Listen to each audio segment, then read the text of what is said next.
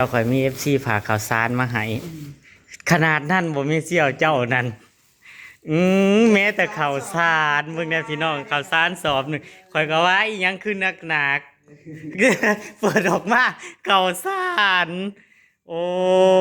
ยเบิ่งเนี่ย อาหารแห้งเด้อจ้าอาหารแห้งอีต้นกระเทยเนี่ยบ่มีลูกมีผัวนี่ กับบ่กับโพดอีหยังกับคอแม้แต่ข่าวสารนั่นเอาเห็น ทานได้ก็เด้อแต่อาหารแห้งที่ลงปลากระป๋องก็ได้ปลาแห้งก็ได้จ้า เห็นหน้าน่ะบักลายมันเท่าไรทงเฮ้ยมีFCฝากข่าวสารมาให้พี่น้องฝากมาโลดจ้านั่งข้าวเจ้าเขาวหยังก็ฝากมาให้นั่งหุงจะหน่อยนั่งขึ้นเฮือนให้นั่งหุงสู่แขกกินพี่น้องฝากมาพี่น้องฝากมาเฮ็ดเฮ็ดบุญกับนั่งก้อนนี่ได้บุญคือหยังนี่แต่ว่าเฮ็ดบุญก็มีแม่ห่างแม่หมายนี่ได้บุญเลยกลัวไม่หายแล้ว เฮ็ดบุญกับแม่ห้างแม่หมายเฮ็ดบุญกับนางก้อนี่ได้บุญคือหยังนี่แต่ว่าตายไปก็บ่ได้ตกนรกเด้อได้ขึ้นสวรรค์พูนสั่น7สั่น8พูนตายไปสิลงนรก ลงนรกกับนางก้อนั่งสบายดีพี่น้องมีเสียมลาเพิ่นมาเอาของพี่น้องมื้อนี้เพิ่นว่าเพิ่นลกกะอ่ะรอบแรกจังไปลกไม่เสียวอย่ามาชวนขอลงกะ นั่นเด้อันเด้ตกมาปีนี้หน้าก็บ่อยากเฮ็ดเนาะตรงนี้บ่ได้ตั้งแต่มีเพื่อนหลังใหญ่หน้าเน้อก็บ่อยากเฮ็ดเลยเนาะ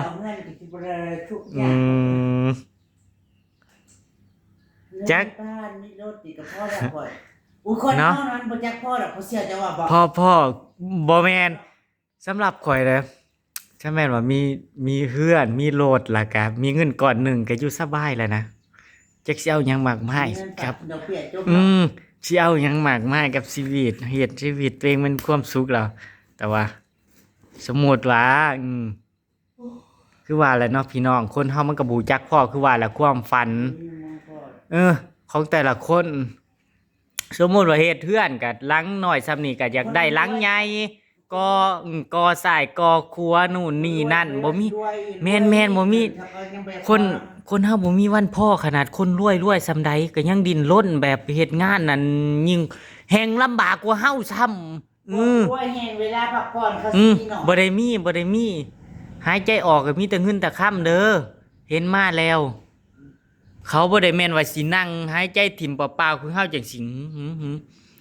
มีแต่เวลานอนยังแทบสิบ่มีเวลากินข้าวแทบสิบ่มีเขานั่น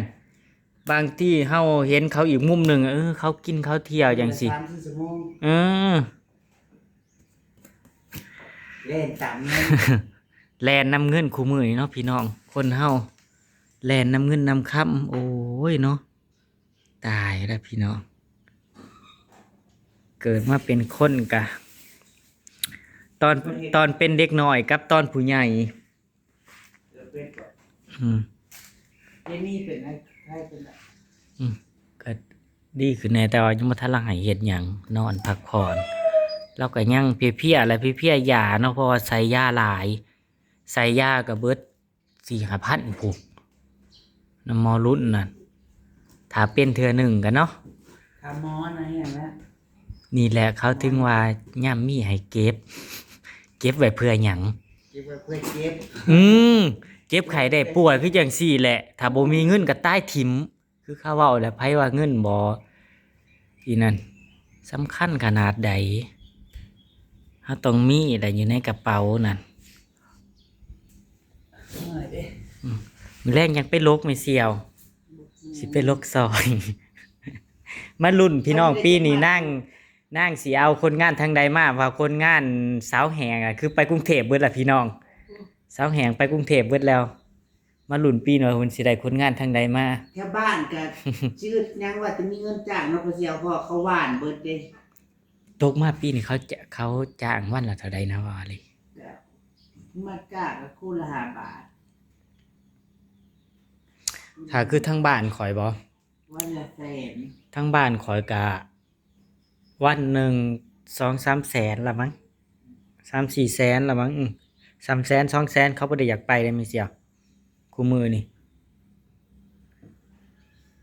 คั่วไก่พี่น้องสิต้มไก่ถาพ่อใหญ่วงพ่อใหญ่วงเพิ่นว่าเพิ่นอยากกินหลายอย่างอยู่เฮ็ดก็อยากกินโอ้ยสิไปหาเฮ็ดอยู่ไสน้อมาให้ฮะเอา เพิ่นสิมาบ่ ผู้บ่าวสิมาหากับผู้จักที่อีบ่ได้คุยกันบ่เว้าอาลีคิดว่ามาลัดผู้บ่าวได้นี่นะสิมานี่จักลงมาฮอดไสยังบ่ทันแลบอกว่า เพิ่นสิมา เพิ่นสิมาแวะอยู่นี่แล้วก็ยังสิไป อยากสิเป็นใกล้เขา ก็เลยบอกว่าเดี๋ยวสิต้มไก่ถาซะสั่น เกี่ยวให้ผู้จ่ายบ่ได้เงินได้4หลายไหน แม่นบ่ รอบปัญหาพันใหญ่ อาจจะผู้ โอ้ย ว่าอลีก็เลยบอกว่าถามมาแล้วฝากมาไว้แน่จะได้มานั่งจิบเหมือนนั้นลองข้อน้ำกัน เพราะว่าเพิ่นมาหรอ ข้าวมาบ้านในหยังในเสบียงไปกินนี่นะไปกินกับลูก ฝากไปใส่เข้ามาภาษีกับพอดีแหละกัน มันบริณัดน้ำกันเพิ่นบริณัดกันเนาะ เพิ่นสิมานั่นเจ้าเพิ่นสิมาแบบบ่ให้เจ้าฮู้ก่อนเด้ว่าเพิ่นสิมานั้นเด้อ มาก่อนนะบัดนั้นนะบัดนั้นมาก่อน เจ้ากะเฮ็ดเฉยๆคือบ่ฮู้ผู้ใดมาฮอดปุ๊บอ้ายมื้อเช้าได้ขายเป็ด10ตัวพุเสีย ให้หยาบ่ตกลงเลย ขอชานนะคะแห้ง ข้าวจ้าเอาเด้อค่ะมันบ่ได้แม่นได้หยาน่ะมันคือข้าวจ้าเอาอาหาร ว่าแล้วกันว่าแล้วหันแน่จ้า ถ้ามันเกิดแล้วเพื่อนให้ได้ไปขอมาปลูกจะน้อย ได้ จากสวนหนึง บัด ปลูกพักอะไรปลูก เบิ่ง เรียก เบิ่งว่ามันบนเรือหรือวันก่อนเลย บ่แม่นกูบ่ได้อยากบ้านนี่มันเป็นต้นหรือบ่ได้ไปเอาบ่ได้ปลูกลาย ข้าวต้นมาจิ้มมาสักเสียบกันปงไว้เนาะ มันโป่งไว้ได้นั่นน่ะหญ้า เบิดและหยา7สอบนะ มีโอ้ยเดี๋ยวโอ้ยคอยลาบนะบันไปเกี่ยวมาไว้มันห้อย มันเรือ นั่น มัน ก็บอกแล้ว ถ้าเจ้าไปเกี่ยวน่ะจะเอาซ้ำมันกินนั่น แล้วมึงตากแดดบ่จ๊ะถ้ามึงเขาไว้ลมๆมันก็บ่ อ นั่ ยู่ น โฮมอยู่โฮมใกล้น้ำเอาไว้นะครับ ว่าหญ้ามันเรืองไว้ แล้วมันบ่ได้กินแม่นบ่ถ้ามันเหลืองมันบ่ได้กินงัวนี่คือกันงัวนั่งคือกันนั่งตัดให้ทุกว่านั่งตัดน่ะก็ยังตัดแต่ซ้ำมันพอกิน ทำพอกินเสร็จเหลือง อย่ากลัวดิ เขาบ่บอกเพิ่นว่าเขาสิมาเด้จักว่าเขามีหยังสิเซอร์ไพรส์เจ้าบ่จักนี่เสียว มันมาเนี่ยมันลงทุนมาในไก่ในหลอกเนี่ย แต่เพิ่นบอกว่ามารอบนี้เพิ่นบ่ได้นอนเพิ่นว่าเพิ่นฟ้าโอ้โหน่าสิฟ้าเวียกมั้งเพิ่นว่าเพิ่นสิสมมุติว่าเพิ่นลงมาทางนอกเพิ่นก็โค้งเพิ่นสิโค้งไปหาเจ้าแล้วขึ้นเลยเพิ่นว่าโค้งไปหาเจอมาลาเพราะให้หายขึ้นฮอดแล้วก็ยังขึ้นเมื่อเลยเพิ่นว่าเอาก็เพิ่นเว้าอันนี้ จักว่าบ่ทันแหละไปเบิ่งโทรศัพท์นี่ว่าลงมาหอดไซแล้วตอนจะถามด้วยแม่เสียวบ่จะบ่ถาม โลกาไปจากโลกา จะบ่ถามบ่ได้เมื่อจ้อยแล้ว โลกาผู้ดำหน้าอยู่บนกระดำหน้าเนาะ เราก็ดำหน้าแต่บ่ได้ถามเพิ่นว่าแล้วล่ะบ่หรือว่าจังได๋บ่ได้เข้าเบิ่งคลิปเพิ่นหลายมื้อแล้ว เรื่องปัจจุบันแว่นกับไม้แว่นนี่แหละโกพัสโก สิมาเฮ็ดกรอก YouTube แหละพี่น้องเพราะว่ามันให้ส่งอีหยังพินเพิ่นบ่อีหยังใหม่มันต้องส่งหลายเทื่อกว่ามันสิได้ บ่เห็น โอ้ยยากเด้ เฮียนชูก็เฮียนซื่อประยักษ์ที่ นั่นเอาอีกแล้วบ่แม่นได้เมเซียวคนเฮามันก็เก่งอยู่แต่บางเทื่อเรื่องบางเรื่องเฮาก็บ่ได้ฮู้เบิดทุกอย่างจังสิต่อเฮียนสูงก็ได้คนที่บ่ได้เฮียนหยังก็ยังเป็นเบิดทุกอย่างก็ยังหลาย รวยอยู่ คนเฮา เดี๋ยวมาเปรียบเทียบกันนะพวกที่ แม่น การศึกษา แม่นคนเฮานั่น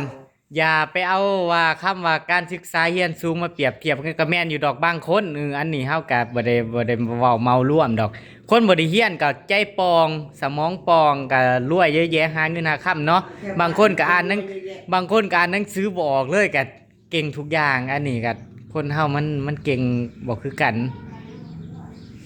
คั่วข้าวต้มนะ โคลาลบแม่เอา ใส่กระเป๋าเครื่องฮะกระเป๋าเครื่องอยู่ใส่ เอาคิดว่าสิมานอนเป็นอาทิตย์ฮะผู้ใดน่ะจากเรามานอนถาไฟเราไม่ใหญ่นะ จะไปหาเฮ็ดไหม อยากไปหาเห็ด บอสจะไปหาเฮ็ด บ่ เอ้าคนจะไปหาทำไม ตอนแรกว่าสิไปไม่ได้เจ้ามาอันเดียวก็เลยไม่ได้ไป ตอนแรกว่าสิไปได้มือนี้ตั้งใจว่าสิไปหาหน่อไม้จังไง ใจไปหาว่าจะ มันบ่แม่นไก่ใต้หาดอก ถ้าทนทางแบบ เป็นยังไง เดบิวต์เลย ไม่ได้ไปเด้อกันมาทำไม เจอบ้านใหม่นะอันตรายนะ ถ้าลงมาทางบ้านน้ำมาล่ามันสิไข่แน่กลัว บ้านใหม่อัน อ ต ยู่ ราย ทางบ้านใหม่นี่อันตรายแห้ง รับเขาก็ต้องไม่ รถก็เจ้าผ้า สมมติจะลงมาจากบ้านน้อง อยู่ ลงมาบ้านน้องเมฆวันแกงลงข่าวลงมาคุมสมบัติ อยู่ได้หมองงานแล้วมันยากแห้งอ่ะก่อนสิฮอดเฮือนปากขีน่ะแม่นบ่ รถก็เจ้าผ้าอยู่ อยู่ได้หมองเฮือนหลังตัวนั้นน่ะยากแห้งหมองเงินน่ะ นี่ไงบ้านใหม่น่ะมันอันตราย รถค่าเต็มถีบเลยเนาะ มองว่าบ้านไม้ แล้วและดำหน้าเจ้านะ มันนักรถเลย เอาต้มไก่สุเพิ่นกินพี่น้องต้มให้มันเปื่อยๆจักหน่อย ใส่มาสิ เบาวงมือนี่เจ้าบ่อยู่ดำหน้าซอยเราวะ มันก็เจอตัวน้ำ มารอบนี้เพิ่นมาแป๊บเดียวไหมเพิ่นบ่ได้มาแบบเพิ่งอย่างอีหยังอย่างสิเบิ่งหน้าหรือผู้ใดน่ะเขามาล่อไผจ๊ะเอพุ่นเฮ้ยยิ้มอยู่ได้นั่น ยิ้ม เห็นแต่หนวดว่าเจ้าอ่ะเห็นแต่หนวดจ๊ะเอบอกเบิ่งจ๊ะเอ ตื่นได้แล้วเข้ามาแล้วบอก คือมาถ่ายเจ้าแต่เศร้าในบ่าวงมาตั้งแต่6 โมงผู้บอกว่าเอาผ่ามาก็ย่านเข้าหอดไว้น้องไปยังไงเขาล่อเห็นว่า บน บนยิ้ม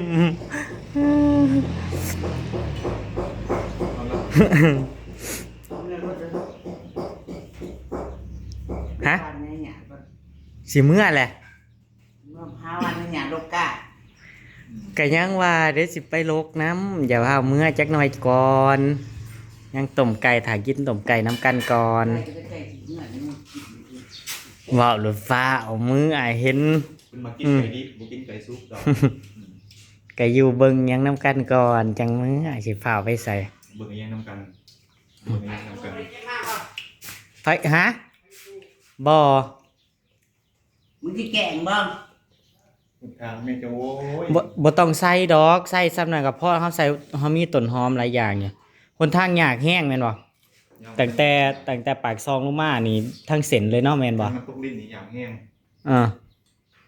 เบิ่งบ้านได้มีแต่บ้านแล้วมีใหญ่มีแต่บ้านคนรวย นั่น ๆทางอย่างที่ทางออกไปหน้าก็ยังดีกว่า รอบไม่เสีย กลางหลวงมันเห็ดได้เนาะ อืม คันเห็ดได้เขาเห็ดได้โดนๆแล้ว เห็นบ่ได้ สิขึ้นหน้าขึ้นตา ปีพังเบิงปีนี้เขาว่าพังเบิงปีนี้สิมาไอหลีแต่ละปีนะฟังเบิงตลอด ฟังเบิงทุกปี ฟังถ้าจบ แล้วก็เสียงงัวทุกปี ปีละ2-3ตัว เสียงหัว เอา มาหลอกกินงัว มาหลอกกินงัว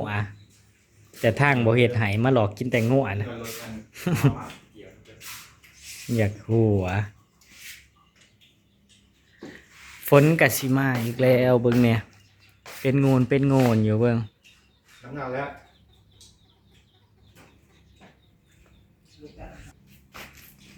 ไปลุกซอยเราสัก10 มัดจากเมื่อเนาะมาวง เราจะไปบ่ ไปกับแฟนทำกันนี่แหละเราหาคนงานอยู่นี่นะ จะไม่ก่อนจะมองอะไรโบราณหาเขาจะได้ ยังเป็นเหมือน ว่าในดับ ลูกอะ ว่าในโลก เอา ลูกไปอะ เลยลกของไผสาเหตุลงคลิปฮะ โลกมาสาว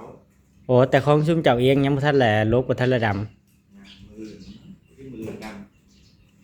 จ้างเอาวะจ้างเอาอืมเดี๋ยวสิส่วนแม่นางตุ้ยไปเอาเงินดำหน้ารับจ้างก่อนถ้าปังทอง มาโลด อืม บันคอยห้างคนย่างอยากไหม บ้านเจ้าจ้างวันเท่าไหร่ เวลา8-9 ชั่วโมง มันละมึง บ่ ว่าละ1.5 1.6นี่ล่ะ โอ้ยบ่มีไผไปสำนั้นนะคู่มื้อนี่นะ บ่เป็นประจำแต่มัน200,000 อยู่บ้านข่อย200,000อัพบ่มีคนไปเด้ออันนี้เว้าจริง คนอยู่บ้านมันมีหลายคนมีแต่เอนิมอล ขนาดเขาโลกกาเขาก็เมาได้ทั้งบ้านเขาโลกใส่กระสอบได้บ่วงเขาโลกใส่กระสอบนี่เขาโลกเมาเอาอ้าว เอาไป เขาได้รายได้มื้อหนึงเฮาก็ยังบ่เข้าใจเขาเว้านั่น ลูกอะไรลูกจะไปสอน โลกใส่กระสอบนี่เด้กระสอบเวียดนะ เป็นตา โลกใส่กระสอบ มันไปดันบักมุกเอามุก มั้งเขาเฮ็ด มา เมา เขาว่าจักเขาไล่กระสอบเท่าใดบ่ฮู้แต่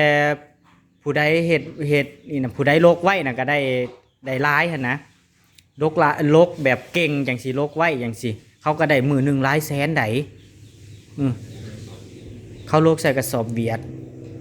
เฮาก็ลืมล่ะมื้อน่ะเฮานั่งบอกกับเขาอยู่ เคยได้ยินพวกกันเอาไป เดี๋ยวทางบ้านข่อยหน้าแซงเขาก็โลกใส่กระสอบ บางคนกับแม่แค่เครื่องว่านเขากับพ่อแหละเขาเมื่อแหละไม่เซียวบางคนเขาลกไว้เด้ เรียนออกอีก ฮะ ยุค ฮะ ออกสิบอก กะญาติตัวแหล้วกะญาติ ญา ญาติ ติ บ่ยากเขาโลกเขาว่างแบบอีนั่นเขาบ่ได้ว่างแบบกระแจกกระจายเด้บ่แม่นเฮาสิโลกถิ่มใส่จังซี่ไปพี่น้องอำลาพระจากพี่น้องตามคลิปหน้าเด้อพี่น้องเด้อสวัสดีครับผม 2 เท่าบ่าววงเพิ่นมาฮอดวังกี้นี่พี่น้อง ไม่ชอบเลยการ